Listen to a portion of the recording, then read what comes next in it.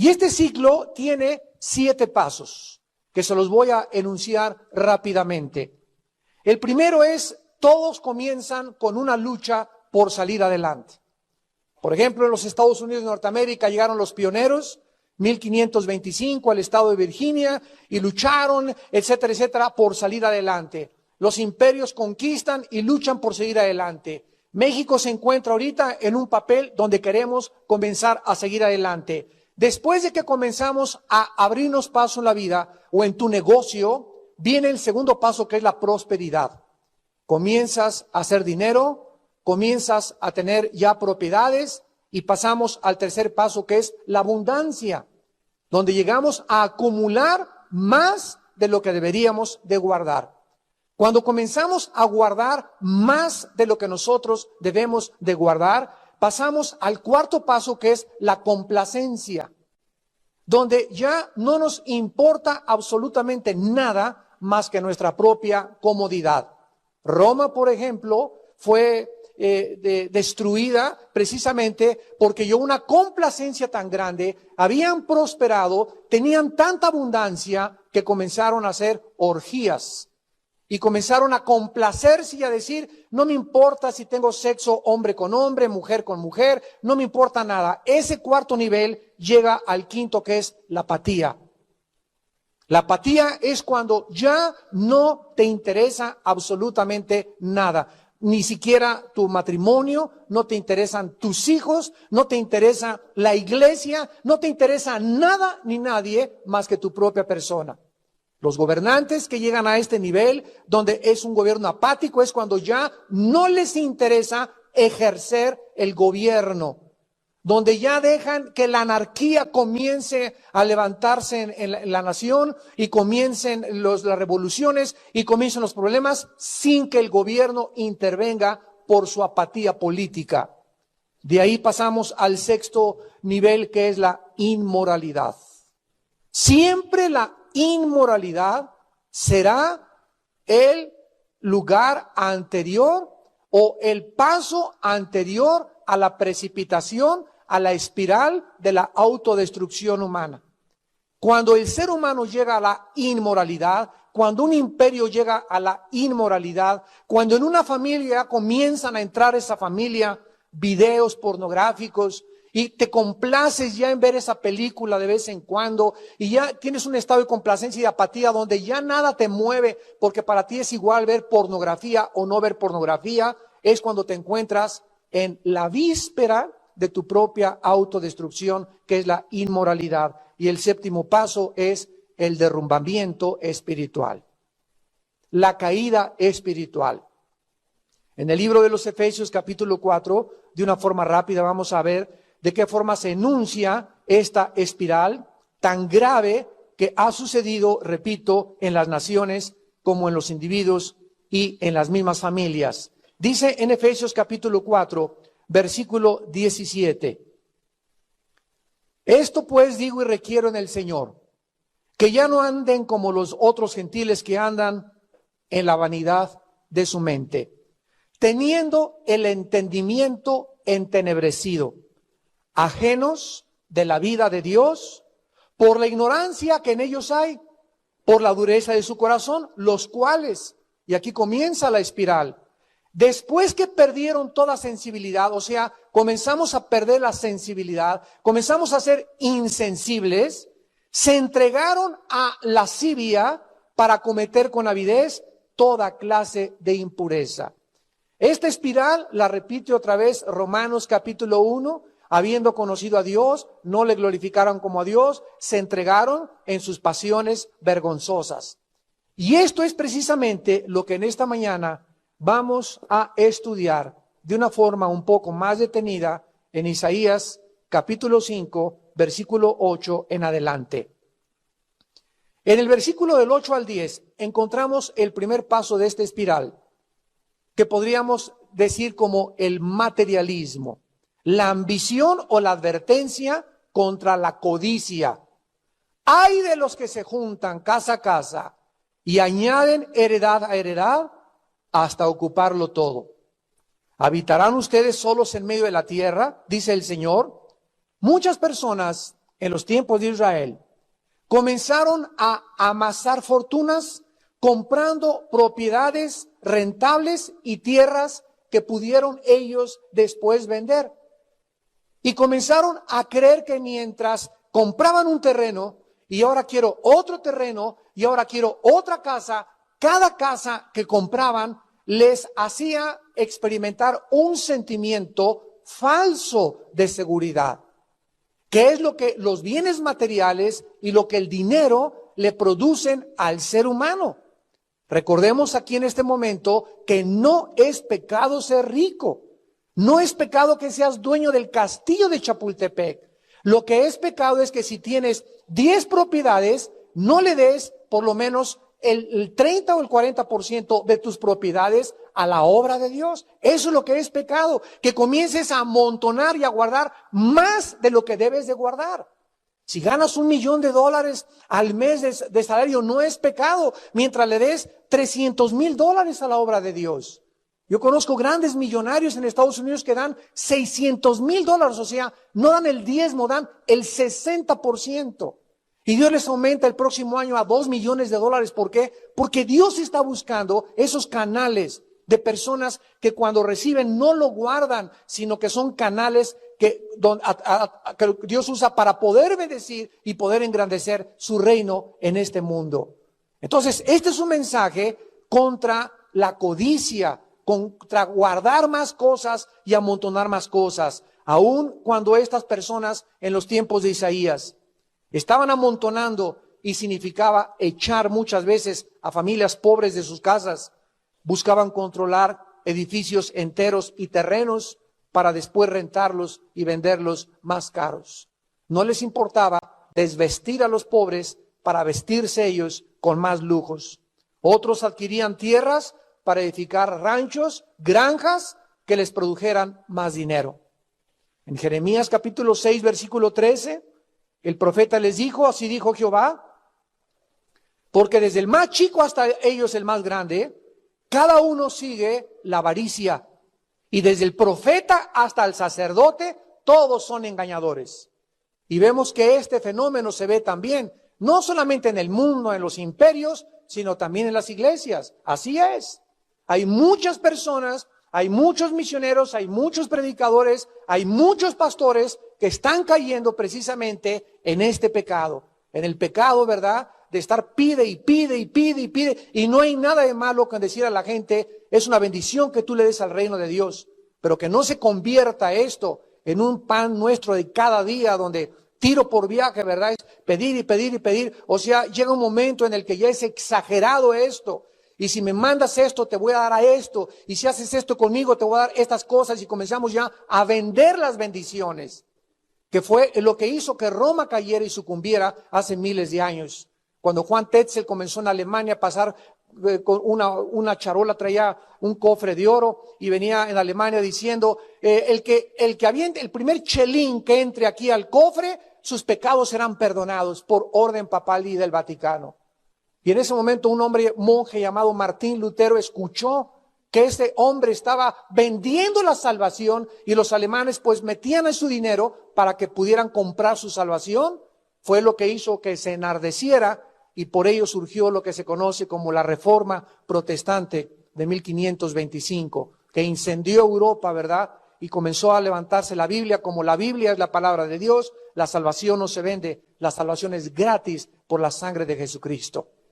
Pero estamos nosotros también cayendo casi en el mismo pecado. Casi se está ya vendiendo la salvación. El otro día me llegaba un sobre que me decía, hermano Alducin, aquí le mandamos para que mande, y me decía 20, 40, 60, 80 o $100.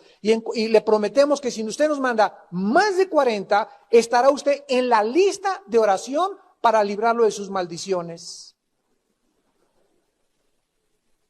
Bueno, ya se imaginarán la carta que les mandé, el correo que les mandé de respuesta. ¿Saben lo que les dije? Sin temor a engañar, les dije, como Sodoma han venido a hacer. Testifican hasta por la medio de las cartas sus pecados. Y les puse Jeremías 6:13, desde el más grande hasta el más chico, siguen la avaricia y la codicia. Pero desgraciadamente todos estos terratenientes y todas estas personas en tiempos de Isaías no acumulaban las riquezas con el propósito de ayudar a los necesitados o para llevar la palabra de Dios al mundo. Amasaban fortunas por codicia, por avaricia, para glorificarse con sus bienes materiales. A menos que, de acuerdo a la Biblia, una persona use su dinero para la gloria de Dios y para llevar el evangelio, esa persona rica se va a echar a perder tarde o temprano. Va a comenzar a ensoberbecerse, a enorgullecerse, a sentirse autosuficiente, complaciente, y está garantizado que va a acabar en la inmoralidad. En el Evangelio de Lucas, capítulo 12, el Señor Jesucristo hizo una fuerte, muy fuerte advertencia contra este pecado del materialismo. Y dice Lucas, capítulo 12, versículo 15, guardaos, dijo Jesucristo, de toda avaricia. Guardaos de toda avaricia, porque la vida del hombre no consiste en la abundancia de los bienes que posee. Tú no puedes construir tu vida alrededor de si tengo o no tengo, porque es muy inestable el dinero y los bienes materiales. Tú no puedes descansar y decir, alma mía, como a continuación les refiero una parábola de este hombre, muchos bienes tengo, ya tengo dinero en el banco, en petrobonos, en euros, ya tengo propiedades. Alma mía, descansa. Viene la apatía, la autocomplacencia, y no supo que esa noche cuando él estaba diciéndose a sus adentros, descansa porque he descansado y tengo ya asegurado mi seguro social y mis 70 años de edad, esa noche iban a pedir su alma. Y cuando dice, vienen a pedir tu alma, no estaba hablando que iba a venir un ángel, sino que venía el diablo a decirle a Dios, porque cada vez que una persona se muere, dice la Biblia, el diablo y los demonios se presentan delante de Dios y le dicen, discúlpame, pero tenemos derecho legal sobre esa alma. Dios no puede agarrar un alma y arrebatársela al diablo, porque él trabaja en un reino de justicia y de juicio que es el cetro de su trono. Entonces, el diablo tiene derecho sobre tu alma cuando tu alma no es poseída por el Dios y poderoso y Jesucristo el Salvador. Entonces, a la hora de la muerte, vienen los demonios y saben que esa alma les pertenece a ellos. Y es lo que Jesucristo vino a decir, eres un necio, porque lo que has guardado, ¿para quién es? Así es el que hace tesoros para sí y no es rico para con Dios. Vemos en 1 Timoteo capítulo 6 que el apóstol Pablo, para terminar con este primer paso de una espiral de decadencia, el materialismo, les da un consejo a los que son ricos. 1 Timoteo 6:17.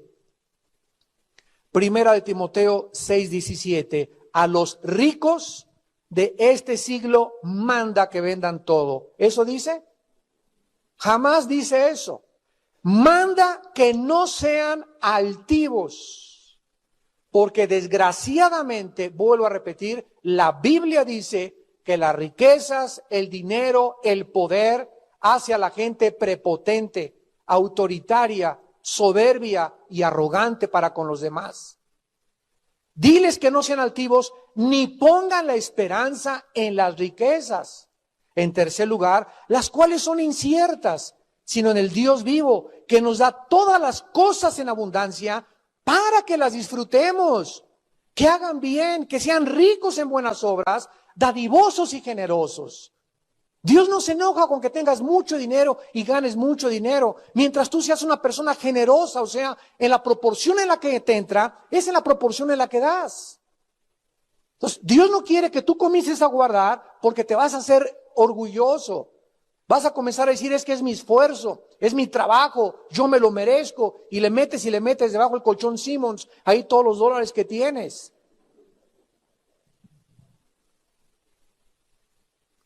Regresamos a Isaías y dice en el capítulo 5 de Isaías, versículos 9 y 10.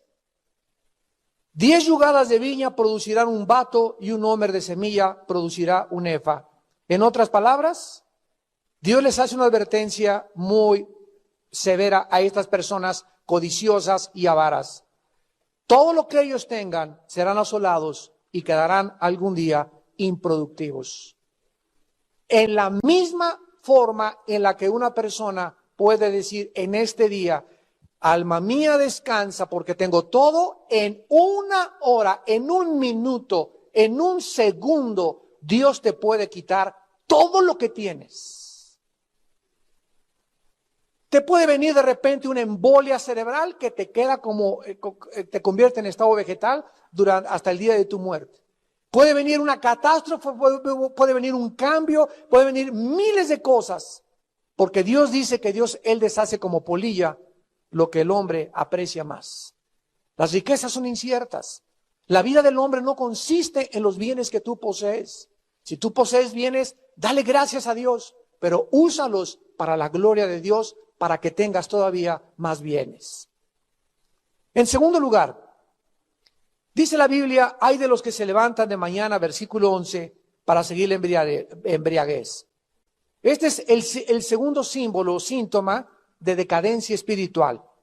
Esto incluye a todos los que abusan de cualquier sustancia tóxica, llámese drogas, pastillas, tranquilizantes, comida, sexo, cualquier cosa, dice en Romanos 6:16, cualquiera que se deja dominar por algo, se hace esclavo de aquello por lo cual estás tú dominado.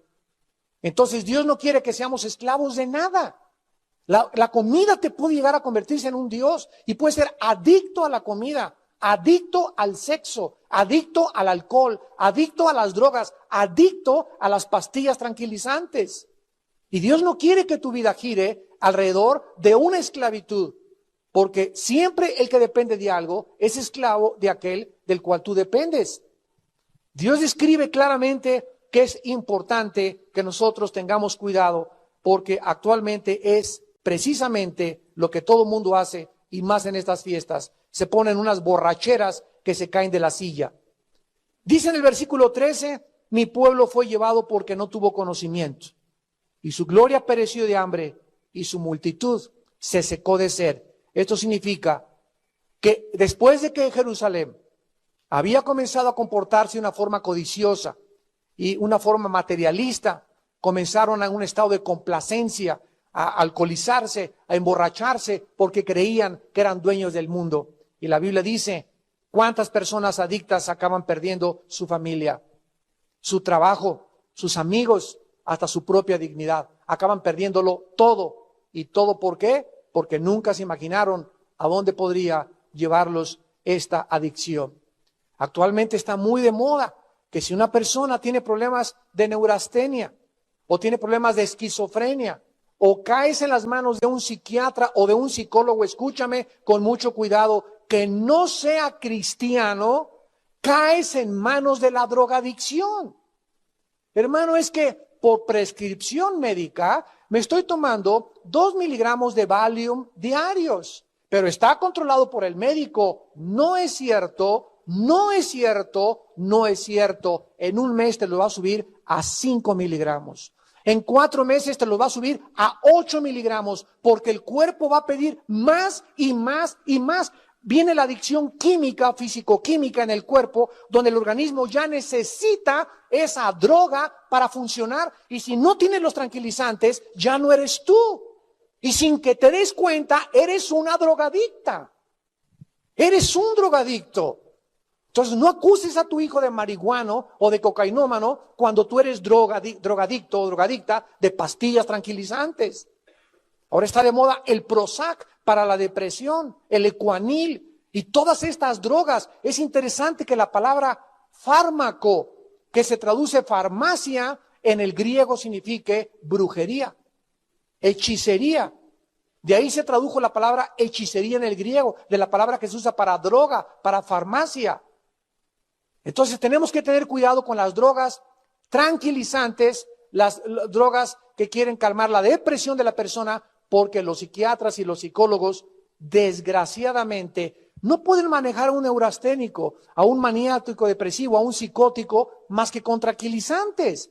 No hay ninguna otra terapia que te pueda manejar más que la sangre de Jesucristo.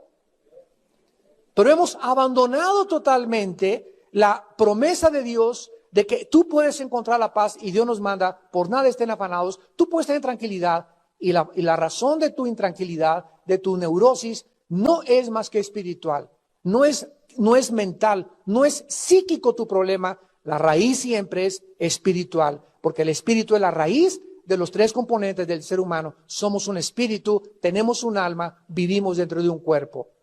Entonces, si tú le metes al alma, a la mente, pastillas, y la mente comienza a acostumbrarse, el cuerpo lo va a pedir, y tu espíritu cada vez se va a marchitar más y más. Ay de los que hacen eso, dice el Señor, porque se van a secar, se van a marchitar, y jamás podrás llevar a cabo la obra de Dios en tu vida. Dice la Biblia en el libro de Lucas, Evangelio de Lucas 21:34, Lucas 21:34, Jesucristo hace esta advertencia: miren también por ustedes mismos, que vuestros corazones no se carguen de glotonería y embriaguez, y de los afanes de esta vida, y venga de repente sobre vosotros aquel día. Porque como un lazo vendrá sobre todos los que habitan sobre la faz de toda la tierra. Velad pues en todo tiempo, orando que seáis tenidos por dignos de escapar de todas estas cosas que vendrán y de estar en pie delante del Hijo del Hombre. En Romanos 13, versículo 13, el apóstol Pablo dice: andemos como de día honestamente, no en glotonerías y borracheras, no en lujurias y lascivias, no en contiendas y envidias. Vístanse del Señor Jesucristo y no provean para los deseos de la carne. En 1 Corintios 6, del 9 al 11, el apóstol Pablo dice: ¿qué no sabéis que los injustos no heredarán el reino de Dios? No erréis, o sea, no te equivoques, no te autoengañes, ni los fornicarios, ni los idólatras, ni los adúlteros, ni los afeminados, ni los que se echan con varones, ni los ladrones, ni los avaros, ni los borrachos, ni los maldicientes, ni los estafadores heredarán el reino de Dios. Y lo más precioso de esto es que el versículo que sigue dice: y esto éramos algunos. ¿No es verdad? ¿O siempre fuiste San Crisóstomo? Y esto éramos algunos, mas ya hemos sido lavados de todo ese cochinero, inmundicia que traíamos. Ya nos ha santificado el Señor y ya nos ha declarado justos en el nombre de Jesús y por el Espíritu Santo.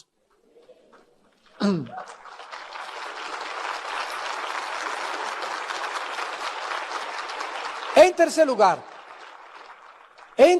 encontramos en Isaías 5 el tercer síntoma de decadencia nacional, familiar o individual. Y dice el versículo 18 y 19: ay de los que traen la iniquidad con cuerdas de vanidad y el pecado como con yundas de carret, los cuales dicen: venga ya, apresúrese su obra y veamos, acérquese y venga el consejo del Santo de Israel para que lo sepamos. En tercer lugar encontramos el cinismo ante el pecado. El cinismo ante el pecado. Es una advertencia contra todos aquellos que se burlan de las cosas santas, que se burlan de la Biblia, que se burlan del pecado, que se burlan de la sociedad. La mayoría de la gente está sumida profundamente en el pecado y en la maldad en que viven engañados. Donde quiera que viajan, donde quiera que pasean, enseñan sus cuerpos, llevan sus pecados, contaminan a todos a su alrededor. Ustedes ven actualmente, estamos bombardeados como jamás en la historia a nuestra imaginación. Por eso les decimos a las mujeres: mujeres, ayúdenos a nosotros, a los hombres, a no pecar, vistiéndose con ropa decorosa, con ropa decente, con pudor y con modestia. Porque si andas ahí por toda la calle, mueve las pompas y con el ombligo de fuera, el escote hasta por acá, no te sorprenda que algún día te quieran violar y secuestrar. No te sorprenda que los muchachos, por los pantalones que traes, se acerquen, ¿verdad?, solamente para poder tocar tu cuerpo o querer adquirir tu cuerpo. Entonces las muchachas las mujeres tienen que entender que tienen que ayudar, ¿verdad?, también a los hombres a no pecar. Tú no puedes decir: bueno, qué hombres tan cochinotes, ¿verdad?, y tan raboverdes, yo no tengo la culpa. No, claro, pero entiende una cosa: a los hombres, si no lo saben las mujeres, las tentaciones nos entran por los ojos. A los hombres nos entran las tentaciones por los ojos. Y por eso nosotros estamos tratando de levantar las normas de santidad. Inclusive a las muchachas que bailaban aquí, les hemos dicho ya, los pantalones que van a usar, los van a usar los más aguados que puedan o se van a poner falda ya. Porque no se puede tolerar eso en la iglesia. Sin que nos demos cuenta, nos comenzamos a sumergir en un mare magnum de inmoralidad. Y no queremos nosotros jamás caer en esto. Queremos mantener las normas altas, porque desgraciadamente yo veo una muchacha, ¿verdad? Desde aquí abajo, y está, y dale, ¿verdad? Oye, aunque sea San Crisóstomo y Santa Teresita de Jesús, las tentaciones entran por los ojos. Entonces, necesitamos elevar las normas de la moral y entender eso. No debemos de prestar o hacer cosas en las que nuestros hermanos se tropiecen, se ofendan o se debiliten por el amor y la edificación del cuerpo de Cristo.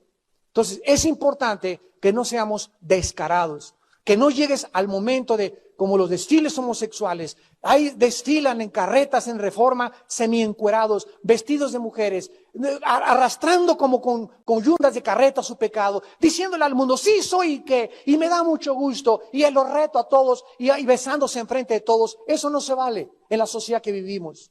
No se vale que mis hijos chiquitos vean ese espectáculo. No se vale que aunque ellos hagan eso, ¿por qué tienen que ofender a los demás? ¿Por qué tienen que afectar los derechos de las terceras personas? Que lo hagan encerrados ahí en su baño o en su tina o en su cueva donde se quieran meter, pero que no lo hagan afuera, pero se está permitiendo que se haga afuera. Hay de esas personas que son cínicas ante el pecado, dice el Señor. Como resultado, se burlan de Dios, de sus leyes, de sus caminos, de sus juicios, y rehúsan creer y niegan que habrá un día un juicio.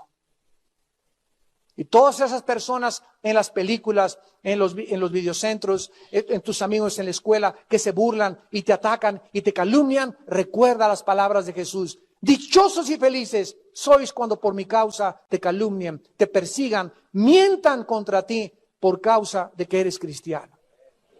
Dichoso seas, no te desanimes, no te achicopales, no te amedrentes.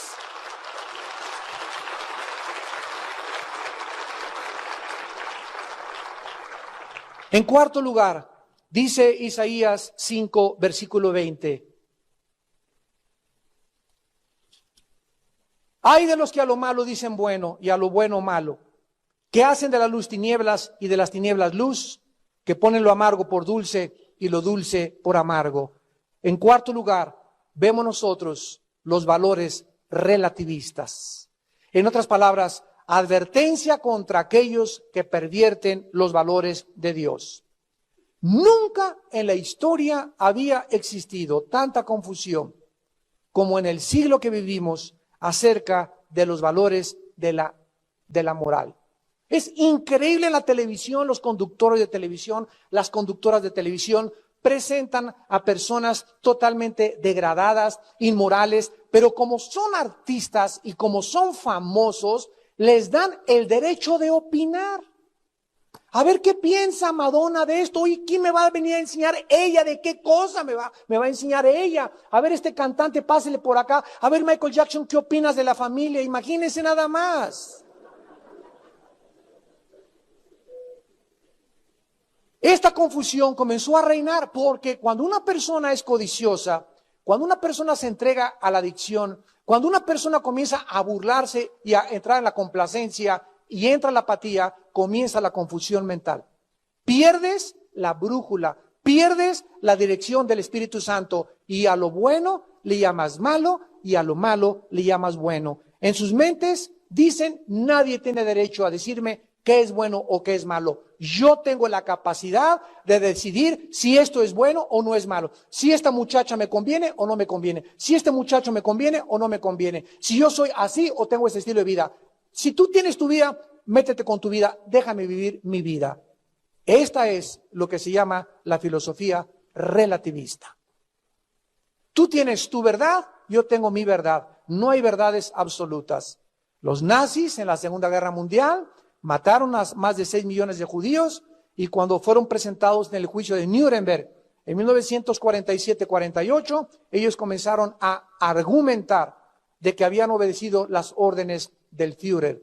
Uno de los abogados, uno de los fiscales encargados americanos del caso en el juicio de Nuremberg, le dijo a uno de los jefes nazis, Bueno, pero cuando tú recibes una orden de la guerra de matar civiles y de masacrar al grado que ustedes hicieron, ¿qué acaso no tienes una conciencia o no tienes valores morales? Y este nazi le contesta y le dice, ¿qué cosa es el valor moral? ¿De qué me está usted hablando? Para ustedes los occidentales es pecado no hacer esto. Para nosotros los judíos eran ratones.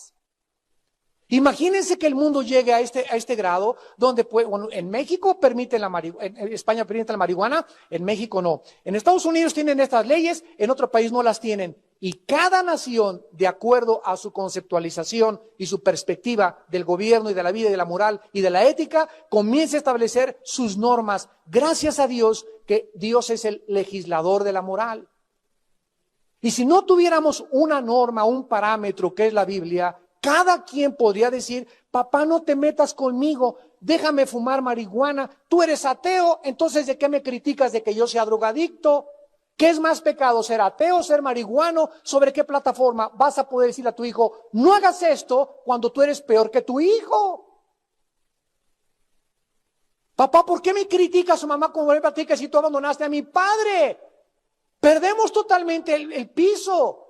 Dice en el Salmo 11, si los fundamentos fueran quitados, ¿qué haríamos los justos? ¿Sobre qué base podemos pararnos para decir esto tiene que ser así? Esto es lo que Dios nos dice. Nosotros no somos capaces de distinguir entre el bien y entre el mal. ¿Se acuerdan ustedes en el huerto del Edén? ¿Cuántos árboles había? Había 3. El árbol de la vida, el árbol de la ciencia, del bien y del mal, y los árboles frutales. Uno alimentaba el espíritu, el otro el alma y el otro el cuerpo. Pero les prohibió Dios acercarse al árbol del conocimiento, pero lo interesante es que no dice del mal, o sea, el árbol ponzoñoso. No, ese árbol tenía algo de bueno. Del bien y del mal. ¿Por qué les prohibió Dios eso? Porque Dios no quería que el hombre, al comer de ese árbol, el hombre comenzara a decidir él qué es bueno o qué es malo. Eso es a lo que la humanidad fue arrastrada. Cuando pecamos, el hombre se separó espiritualmente de Dios y desde Adán hasta nuestros días, el hombre ha quedado a merced de un juicio equivocado, de una mente confusa, de pensamientos en tinieblas, donde a lo bueno le llamamos malo, a lo malo le llamamos bueno, donde no tenemos verdaderamente una claridad a menos de que tengamos la voz y la palabra de Dios en sus sagradas escrituras. Entonces Dios nos está diciendo en esta mañana que yo no tengo la capacidad de decir, es que para mí esto es bueno y esto es malo. ¿Quién soy yo para poder determinar qué es bueno, qué es malo? Es el Creador el que ha puesto el parámetro entre lo bueno y lo malo, las líneas divisoras, los márgenes, los estatutos para decirnos esto es lo que para mí es bueno y lo que para mí es malo. Y como nosotros no tenemos esta norma y no conocen la Biblia, entonces la gente llega a la Biblia y comienza a leer.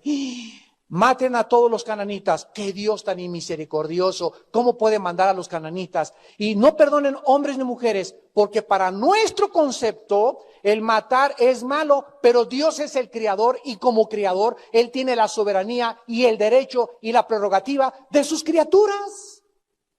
Para nosotros no podemos matar y ejercer la justicia en nuestras manos porque no somos dioses. Yo no te creo. Si yo le quito la vida a un ser humano, le estoy robando la vida. Es un robo y es un asesinato. Robo porque le estoy robando la vida y asesinato porque lo estoy matando. Pero Dios tiene el derecho sobre su creación porque Él es el creador. Y se los puede llevar a través de un terremoto, a través de un tsunami, a través de una inundación, a través de una lluvia de meteoros. Dios puede llevarte al cielo a cualquiera de nosotros de la forma que a Él le dé la gana. Pero como para nosotros el morir es pecado y es falta de misericordia, acusamos a Dios de injusto porque no sabemos distinguir entre el bien y entre el mal. ¿Por qué si odias a mi hermanito de 8 años? Ay, si tú fueras justo, no hubieras hecho esto. Oye, ¿tú vas a decidir lo que es justo y lo que no es justo delante de Dios? Semejante renacuajo gusano de aguapuerca.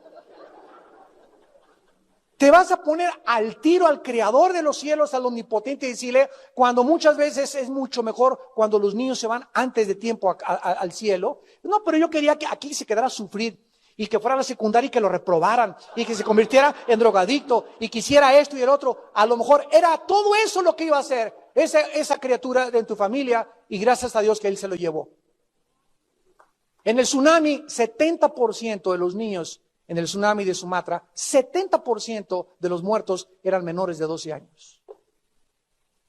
Y ante nosotros es una tragedia. Pero ¿cuántos de esos niños ya están en el cielo gracias al tsunami? Que si se hubieran quedado estarían en el infierno, pero hubiéramos estado más contentos nosotros que se quedaran. Hay de lo que a lo bueno le dicen malo y a lo malo le dicen bueno.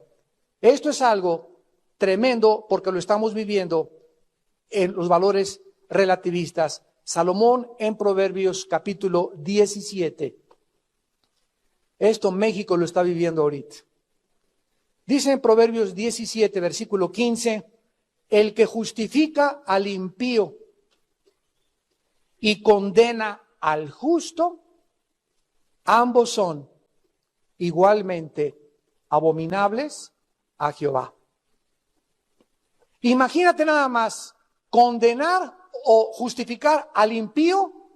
Barrabás, tú debes de vivir. Matemos al justo y crucifiquémoslo. Cuando en una entidad como en México la gente se levanta en contra del gobierno para incendiar los carros de terceras personas, incendiar las oficinas gubernamentales, agredir a los ciudadanos, quemarles sus comercios y sus tiendas, y se captura a los líderes, y después hay alguien que los quiere sacar de la cárcel, es cuando hemos llegado a la insanidad mental. ¿Cómo es posible que a los ejecutores y a los iniciadores de los que quemaron mi gobierno, de los que quemaron mi casa, de los que quemaron mis propiedades, los quieran ahora sacar? Le damos tantas gracias a Dios que podamos levantar, y Dios pueda levantar un gobierno en México nuevo, que se castigue a los culpables, que pueda ejercer la justicia y el juicio.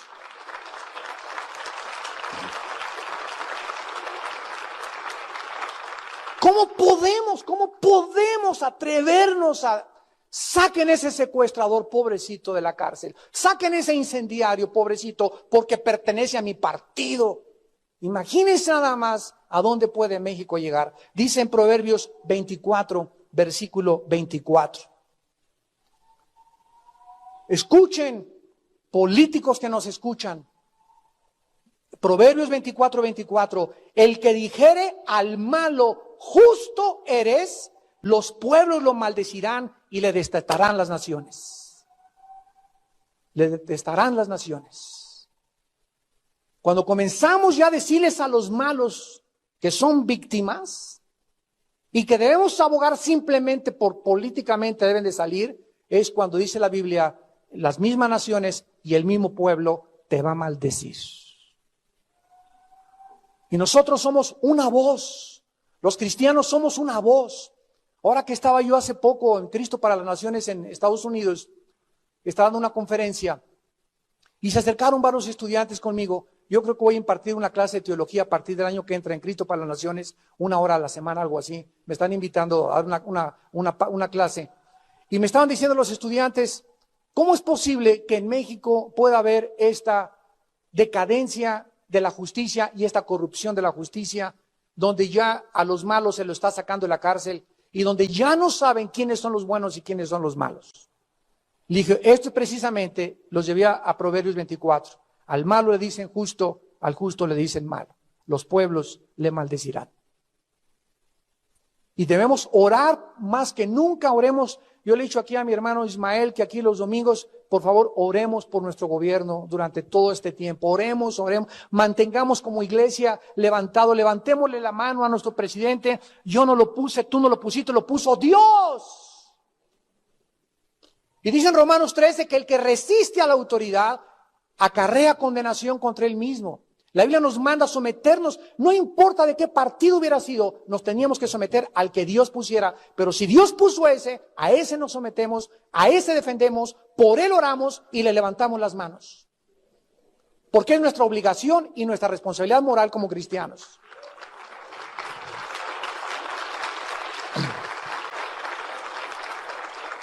En penúltimo lugar, dice en Isaías, versículo 21, capítulo 5, 21, hay de los sabios en sus propios ojos y de los que son prudentes delante de sí mismos. En quinto lugar, viene la arrogancia del conocimiento. La arrogancia del conocimiento es una advertencia a los soberbios intelectuales.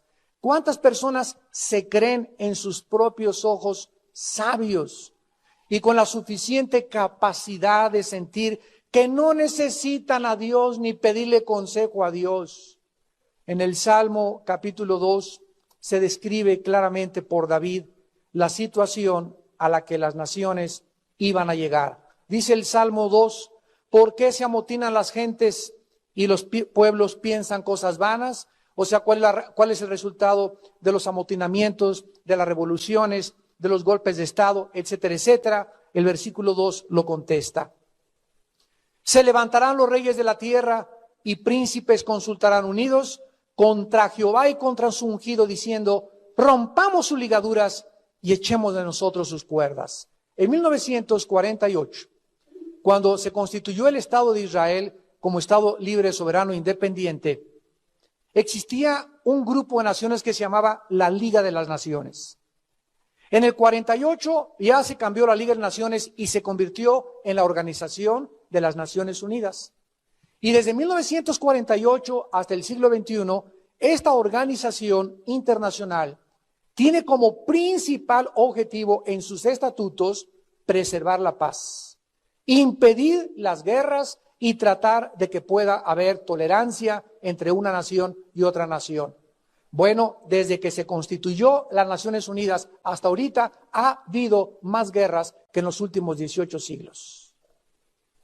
¿Cuál es el resultado cuando el ser humano cree que vamos a juntarnos todos los presidentes porque el licenciado es economista, el otro es doctorado en ciencias políticas, la otra persona es abogado de no sé qué tantas cosas, de la familia Merecumbé, y el otro es de los Richelieu, etcétera, etcétera? Vamos aquí todos a juntarnos y vamos en nuestra sabiduría, de acuerdo a lo que estudié en Harvard y de lo que estudié en los institutos europeos, a determinar el problema económico, el problema de la pobreza y resolver los problemas del mundo. Hasta ahorita las Naciones Unidas se han visto impedidas para darle ninguna solución al problema humano. ¿Por qué? Porque dice aquí, todo lo hacen entre ellos, conjuntándose entre ellos sin consultar a Dios. Rompamos sus ligaduras y echemos de nosotros sus cuerdas. ¿Se imaginan que en las Naciones Unidas se levantara un presidente y dijera, la Biblia dice esto? ¡Cállenlo! ¡Fuchi! Lo linchan ahí mismo. Religioso, pagano, no metas aquí la religión con la política.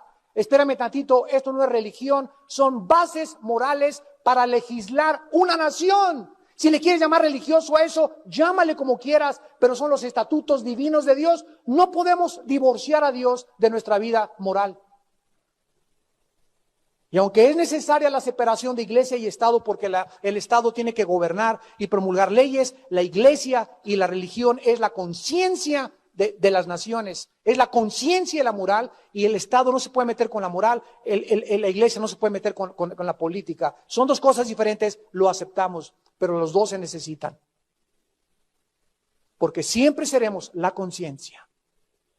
Estábamos platicando con un grupo de abogados hace como 4 días en Dallas y me decía uno de ellos que se tuvieron que ir de México, trabajar en una gran compañía aquí televisiva muy famosa, y me dice, hermano, me tuve que salir de esta compañía televisiva porque desde el director hasta abajo todos absolutamente eran adúlteros y fornicarios.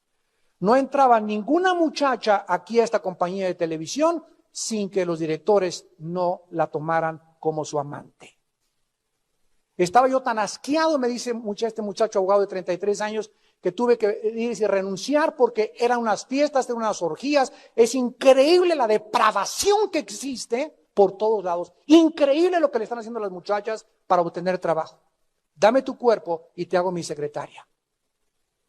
Y esto es lo que Dios va a juzgar muy pronto en el mundo, porque no lo va a seguir tolerando. Sodoma no tenía Biblia.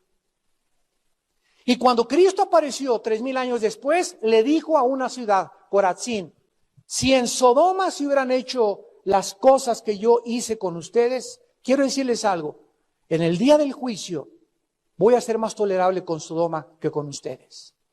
Escúchenme bien ustedes que están ahorita aquí sentados y los que nos ven por la televisión. De hace 2000 años a nuestros días, si Cristo le dijo eso hace 2000 años a esa generación, ¿qué nos dirá a nosotros que tenemos la Biblia, el Espíritu Santo y su muerte en la cruz? ¿Cómo nos va a juzgar Dios a nosotros? 1000 veces más que a los mismos sodomitas, que a las mismas ciudades que Cristo condenó, porque nosotros hemos recibido todo el consejo y toda la revelación y tenemos su palabra completa. Por eso dice la Biblia, por tu corazón endurecido amontonas ira para el día de la ira. Es tiempo de arrepentirse. Es tiempo de volverse a Dios. Es tiempo de santificarnos. Es tiempo de estar examinando nuestros valores. Es tiempo de saber que el mundo se nos está pegando y se nos está pegando y es una línea tan frágil, tan delgada, que podemos comenzar a caer en la música del mundo, en los bailes del mundo, en las costumbres del mundo sin que nos demos cuenta. Y tenemos que estar así, yo les decía a mis pastores, pero con los ojos abiertos, velando como atalayas, porque los lobos están por todos lados se nos están metiendo. Y nosotros somos responsables de la preservación de las almas de ustedes. Hay de los que se ensoberbecen por el conocimiento. Hay de aquellos que creen que no necesitan la palabra de Dios para ser papás, para ser esposos, para ser hijo, para tener un noviazgo. Ay de ti si no tomas en cuenta en tu noviazgo a Dios. Ay de ti. Porque lo más seguro es que si te casas, te vas a casar por pasión o equivocadamente. Y escúchame, tu matrimonio va a ser un infierno. Y si te casaste, te amolaste. Y finalmente, dice el versículo 22 y 23 de Isaías, hay de los que son valientes para beber vino y hombres fuertes para mezclar bebida, los que justifican al impío mediante cohecho y al justo quitan su derecho. Tenemos en último lugar la última manifestación de la decadencia de una nación y se llama la corrupción de la justicia. La corrupción de la justicia. Muchas personas, aquí se combinan dos cosas, el machismo con la corrupción. Muchas personas beben para envalentonarse, para sentirse machos, parranderos y jugadores. El alcohol les proporciona un valor que no tienen en sus 5 sentidos y un machismo que no tienen en sus 5 sentidos. Y ya alcoholizados son muy valientes para echar pleito, pero en bola. Son muy valientes para golpear a su esposa, para aprovecharse de los débiles, de los indefensos y golpear sin misericordia también a sus hijos. ¡Ay de ellos! Porque Dios los juzgará. Dios nos juzgará tarde o temprano. Y como hemos dicho, eso tiene que terminarse en la iglesia. Tú tienes que respetar a tu esposa. Tú tienes que considerar a tu esposa. Tú tienes que amar y honrar a tu esposa para que te vaya bien. Dios nos ve continuamente las 24 horas del día y tenemos que tener el temor de Dios en nuestro corazón, que Dios nos ve, sus párpados nos examinan. Tenemos que ser santos en toda nuestra manera de vivir. Un matrimonio equivocado, una relación equivocada en tu casa, le cierra los oídos a Dios para oír tus oraciones. Y otras personas ocupan puestos, jueces, legisladores, diputados, senadores, legisladores, para poder aprovecharse solamente de su posición para hacer dinero y condenar al justo y enviarlo a la cárcel, o cerrar los oídos a los ojos de la verdad y de la justicia por causa del soborno que les ofrecen o de la conveniencia de sus propios intereses. Vean ustedes en el libro de Deuteronomio, capítulo 1, la voz de Dios. Dice Deuteronomio capítulo 1, versículos 16 y 17. Entonces mandé a vuestros jueces diciendo, oigan entre vuestros hermanos y juzguen justamente entre el hombre y su hermano y el extranjero. No hagáis distinción de persona en el juicio. Así al pequeño como al grande oiréis. No tengan temor de ninguno, porque el juicio es de Dios. Y la causa que os fuere difícil, la traeréis a mí, y yo la oiré. Y esto también se lo digo a mis hermanos pastores en el mundo entero. Cuídate cuando por las ofrendas o los diezmos de una familia en tu iglesia prostituyas y vendas tu ministerio. Don Pancho fue encontrado en adulterio la semana pasada. Don Pancho Richelieu, pero él es el que nos dio el dinero para el techo y el que puso las paredes. ¿Cómo le hacemos? ¿Cómo le hacemos? ¡Fuera! Y su lana, fuera con todos sus diezmos. ¿Por qué? Porque estás permitiendo el derecho. Tú no dependes de Don Pancho, dependes de Dios. ¿Cómo es posible? Si allá afuera el mundo, los legisladores, los jueces, diputados se venden y se prostituyen, no puede existir eso en la iglesia. Pero está sucediendo desde el sacerdote hasta el profeta. Son avariciosos y codiciosos, dice el Señor. En eso está cayendo la iglesia en el siglo XXI. Por eso no me invitan tan seguido a predicar a muchos lados. Pero no podemos dejar de decir estas verdades. Nos han censurado por todas partes como ustedes no se imaginan.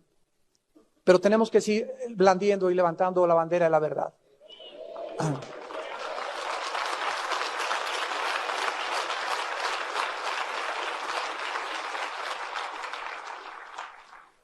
No podemos nosotros creer que al venderse por dinero podamos seguir en el ministerio. O por conveniencia. O porque es mi primo. O porque ni siquiera mi hermano o mi propio hijo. Los pastores aquí saben y son testigos que yo he tratado de ser imparcial totalmente, hasta con mi propia familia. No me importa que sean miembros de mi familia, mis propios hijos los he disciplinado.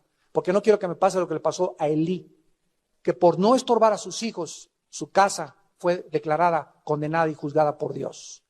Ya si tu hijo quiere agarrar carretera, que la agarre, pero tú estórbalo, todo lo que puedas. Si tu hijo se quiere casar por otra religión, que se case, pero tú no vas a su boda. Te digo y te amo, pero no puedo participar. Tanto mata el que peca, el que mata la vaca como el que estira la pata, hijito. El día que quieras venir con un consejo, pero no quiero decirte que no estoy de acuerdo con tu matrimonio. Y si te quieres casar con un pagano, cásate. Pero yo no cuentes conmigo. ¿Por qué? Porque estás violando a Dios. Estás en rebelión contra Dios. Yo no puedo apoyarte porque tengo que escoger entre tú y Dios. Y me amaréis a mí con todo el corazón y con todas vuestras fuerzas, dice el Señor. Y sobre todas las cosas. Y si amas más a tus hijos, a tu hermano, a tu esposa que a Dios, no eres digno de seguir a Jesús. Es un llamado que nos hace Dios a la santidad y a una entrega incondicional de nuestro corazón a su servicio.